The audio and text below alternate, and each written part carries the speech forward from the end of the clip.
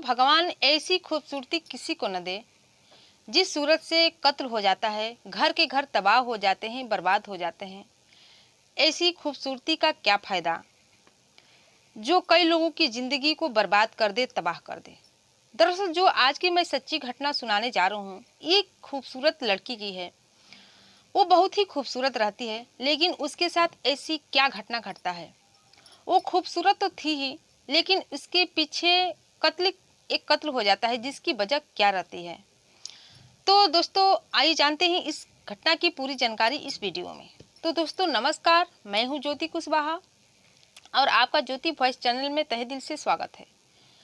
दोस्तों रोज की तरह आपसे रिक्वेस्ट है कि अगर आप मेरी चैनल पर नए हैं तो वीडियो को लाइक कर दीजिएगा, शेयर कर दीजिएगा और चैनल को सब्सक्राइब करके बेल आइकन के बटन पर क्लिक जरूर कर लीजिएगा, ताकि हमारी वीडियो की नई नई नोटिफिकेशन आप तक पहुंचती रहे और आप हमारी वीडियो का आनंद उठा सके। तो दोस्तों आज की जो सच्ची घटना है, ये घटना बरेली की भगेड़ी थाना क्षेत्र के हरिमपुर की है। हरिमपुर में एक गंगा दास नाम का युवक रहते थे, जो कि किसानी का काम करते थे। उनकी 3 शादियां हुई थी। 3 शादियां इस तरह हुई थी। पहली पत्नी जो आई थी, जो एक बेटी को जन्म दी थी और 3-4 साल बाद ही उनका एक रोगग्रस्त हो जाती है, एक रोग हो जाता है, जिसकी वजह से उनकी मौत हो जाती है।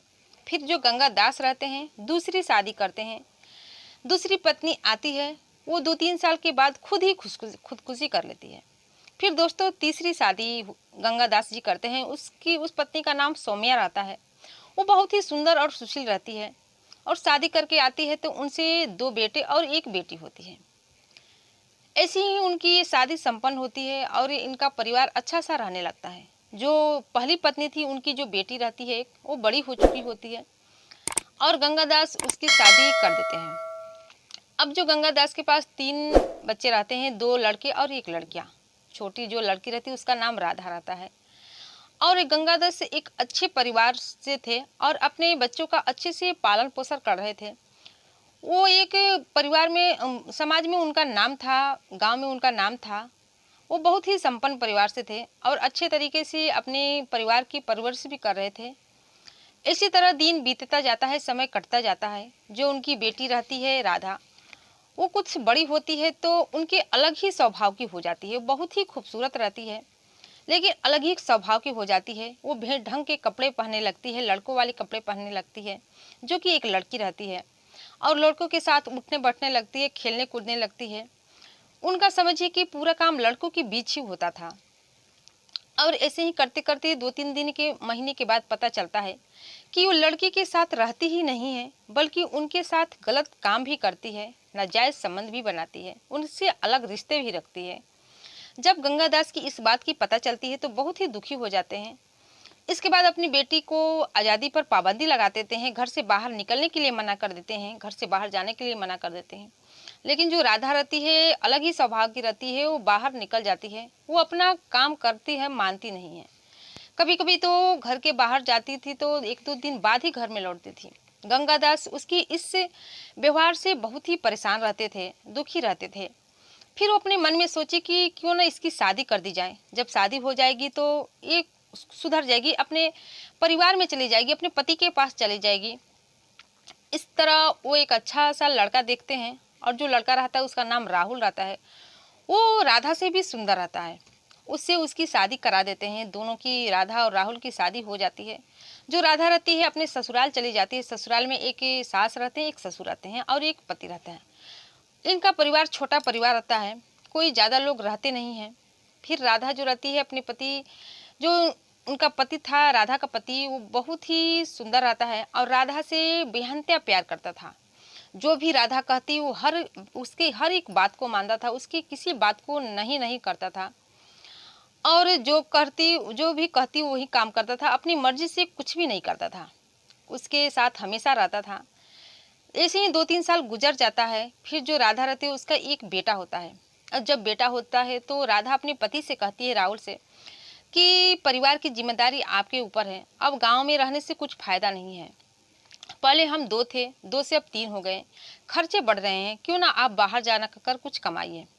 जब राहुल इस बात को सुनता है तो अपनी पत्नी को छोड़ना नहीं चाहता था, लेकिन उनके ऊपर परिवार की जिम्मेदारी थी, पैसे की ज़रूरत थी। वो तैयार हो जाता है और बाहर चले जाता है कमाने के लिए।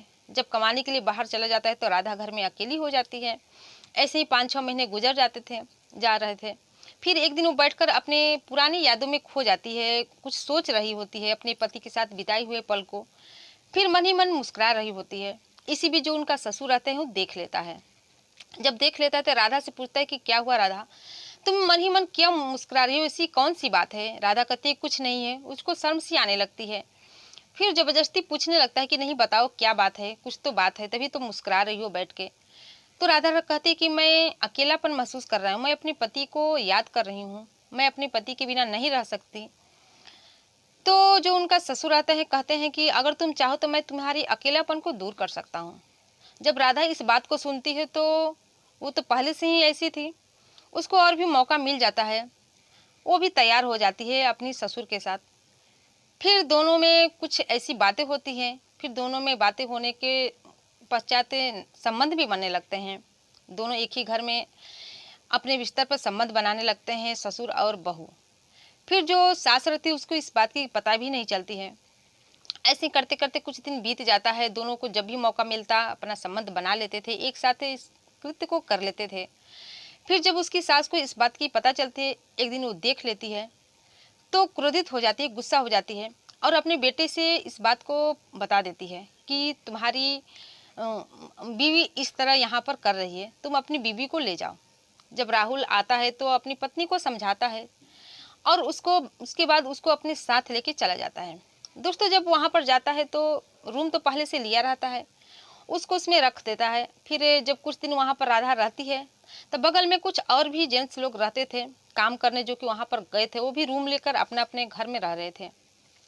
उसी में एक संतोष नाम का लड़का रहता है जो कि बहुत ही सुंदर रहता है। राधा की नज़र जब उस पर पड़ती है तो उसको उससे प्यार हो जाता है और प्यार हो जाता है तो उसको अपने प्यार के जाल में फंसा लेती है और फंसाने के बाद उसके साथ नाजायज संबंध भी उसी के साथ भी बनाने लगती है। जब भी उसका पति उसके घर में नहीं रहते, काम पर चले जाते, उसके साथ नाजायज संबंध भी बनाने लगती है। इसी बीच संतोष का एक दोस्त रहता है रविकांत, वो भी उसके साथ आने जाने लगता है। उसको उसके साथ भी राधा अटैच हो जाती है, उसके साथ भी संबंध बनाने लगती है। उसको एक नहीं कई मर्दों के साथ संबंध बनाने लगती है क्योंकि उसको बदचलन स्वभाव की औरत ही रहती है। उसको एक आदमी से पेट ही नहीं भरता था। फिर एक दिन वो संतोष को अपने रूम पे बुला लेती है और उसके साथ नाजायज संबंध बना रही होती है। तभी उनके जो पति रहते हैं उनकी काम को अचानक जल्दी से छुट्टी हो जाती है। वो घर पे आ जाते हैं और जब आते हैं तो दरवाज़ा खटखटाने लगते हैं। अंदर से जो राधा रहती है दरवाजे को बंद की रहती है और जब खोलती है तो उसके पति अंदर रूम में जाते हैं तो देखते हैं कि बेड की जो चादर है अस्त व्यस्त है, इधर उधर सब पड़े हुए हैं। तो राधा से पूछते हैं कि क्या बात है, ऐसा बिस्तर क्यों रखी हो, और जो ये संतोष है वो यहाँ पर क्या कर रहा है। तो राधा कहती है कि मेरा बाबू रो रहा था, उसी को खिलाने के लिए यहाँ पर आए थे और मैं उन्हीं के लिए चाय बना रही हूँ। राहुल इस बात को समझ जाता है। उन्हें समझते देर नहीं लगती कि मेरी पत्नी मेरे पीछे क्या गुल खिला रही है, लेकिन वो कुछ बोलता नहीं है क्योंकि वो पक्का सबूत नहीं ढूंढ पाया था, उसके पास कुछ भी सबूत नहीं रहता। लेकिन वो मन ही मन शक करता है कि जरूर कुछ अलग ही बात है। वो अपनी पत्नी की चाल चलन को समझ चुका था। फिर कुछ दिन बाद अपनी पत्नी को लाकर गांव पे छोड़ देता है। जब यहाँ उसकी पत्नी आती है तो उसके ससुर के साथ तो पहले से ही रिश्ते जुड़े थे, संबंध बना रही थी। फिर उसके चाचा ससुर थे, उसके साथ वो जुड़ जाती है, उनके साथ भी वैसा ही कांड करने लगती है जैसे कि वो रविकांत राकेश के साथ कर रही थी।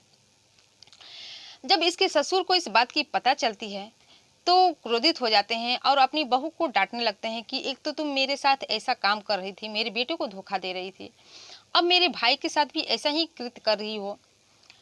उसका विरोध करने लगते हैं लेकिन राधा नहीं मानती है और जो बाहर रहते थे राकेश और रविकांत, उसको भी कभी कभार गांव में बुला लेती थी और जब भी मौका मिलता था तो उसके साथ भी रात बिता लेती थी। ऐसे करते करते दोस्तों कुछ दिन बीत जाते हैं। फिर एक दिन ये जो इनके ससुर थे ये बार बार विरोध कर रहे थे, डांट रहे थे राधा को। एक दिन रविकांत राकेश और अपने चाचा ससुर से कहती है कि हमारे बीच का वो रोड़ा है मेरे ससुर जी, उनको रास्ते से हटाना होगा। जब तक वो रास्ते से नहीं हटेंगे तब तक वो हमको मिलने नहीं देंगे। तो तीनों लोग मिलकर उन प्लान बना लेते हैं उनको मारने के लिए। और एक दिन उसका गले उनके जब सोए रहते हैं तो उनका गला काट कर और एक बोरी में भर कर उसके लाश को कहीं गांव से बाहर झाड़ी में फेंक देते हैं। जब लाश को फेंक देते हैं तो सुबह होती है तो जो उनकी सास रहती है वो अपने पति की तलाशने लगती है कि आखिर मेरा पति गया कहाँ। सब जगह खोजने लगती है। फिर 2-3 दिन बीत जाता है। अपने बेटे राहुल को भी कॉल करके बुला लेती है कि तुम्हारे पिताजी की कहीं खबर नहीं चल रही थी। जब उनका बेटा आता है तो पुलिस में जाकर रिपोर्ट दर्ज कराता है कि मेरे पिताजी नहीं मिल रहे हैं, गुमशुदा हो गए हैं, कहीं पर खो गए हैं। जो पुलिस रहती है उनका रिपोर्ट दर्ज करती है और उसकी जांच में जुट जाती है, सब जगह तलाशने लगती है। फिर एक दिन जो गांव के ही एक आदमी रहता है उधर से जा रहा होता है तो उसको वहां पर लाश दिख जाती है। कुछ बदबू सी आने लगती है। 1 हफ्ता गुजर चुका होता है। जब बदबू सी आने लगती है तो जाते हैं वहां पर, देखते हैं तो बोरी में लाश भरी पड़ी है। वो पहचान जाता है कि ये तो जो उनके ससुर थे उनका ही लाश है। फिर पुलिस को ये बात बताई जाती है। पुलिस वहां पर आती है, उस लाश को लेकर पोस्टमार्टम के लिए भेज देती है। फिर राधा के घर आती है, राहुल के घर आती है पुलिस और इस घटना के बारे में जानने लगती है, सबूत ढूंढने लगती है कि आखिर हत्या किसने की है, किसका हाथ है। लेकिन यहाँ पर उनका कुछ भी मदद नहीं मिलता है, उनको कुछ भी सबूत नहीं मिलता है कि आखिर इसकी हत्या कौन करेगा। फिर गांव के ही एक आदमी सूचना दे देते हैं कि राधा का 2 लोगों से संबंध था, 2-3 लोगों से संबंध था, नाजायज संबंध बना रही थी और उसको अपने घर में बुला रही थी। फिर पुलिस को मौका मिल जाता है, थोड़ा उन पर शक हो जाता है राधा पर। फिर पुलिस राधा के घर आती है, राधा को हिरासत में लेके उसे पूछताछ करने लगती है। तो राधा पहले तो कुछ नहीं बताती है, फिर अपने तरीके से जांच पड़ताल करती है, पूछती है तो राधा सब सच-सच उगल देती है। दरअसल वो बताती है कि मैं बिना आदमी के नहीं रह सकती, मैं अकेला नहीं रह सकती हूँ। वो बता देती है कि मेरा पति बाहर गए थे कमाने, पहले तो मेरे ससुर के साथ नाजायज संबंध बने। फिर वो बता देती है कि रविकांत और राकेश के साथ भी मेरे साथ संबंध है और मेरे चाचा ससुर के साथ मैं संबंध बना चुकी हूँ। जब पुलिस इस बात को सुनती है तो हैरान हो जाती है कि कैसी हवस की मारी ये औरत है कि सब जगह मुंह मारती फिरती है। फिर वो बता देती है कि वो तीनों लोग मिलकर उसके अपने ही ससुर का हत्या कर दिए हैं। वो वही लोग उनका गले को काटकर फेंक दिए थे, लाश को बोरे में भरकर। जब इस बात को बताती है तो पुलिस उसको हिरासत में ले लेती है और साथ ही रविकांत, राकेश और जो उसके जो चाचा ससुर थे जो कि उसमें भी उनका हाथ था, उसको भी हिरासत में लेकर जेल भेज देती है। तो दोस्तों, इस घटनाक्रम सुनाने का उद्देश्य आपको दुखी करना, परेशान करना नहीं था, बल्कि जागरूक करना, सचेत करना था कि आप भी सावधान हो जाइए और अपने परिवार का भी ख्याल रखिए। तो इस कहानी से आपकी क्या राय है, कमेंट सेक्शन में जरूर बताइएगा। फिर मिलते हैं अगले दिन नई कहानी के साथ, नई वीडियो के साथ, नई घटना के साथ। तब तक के लिए जय हिंद, जय भारत।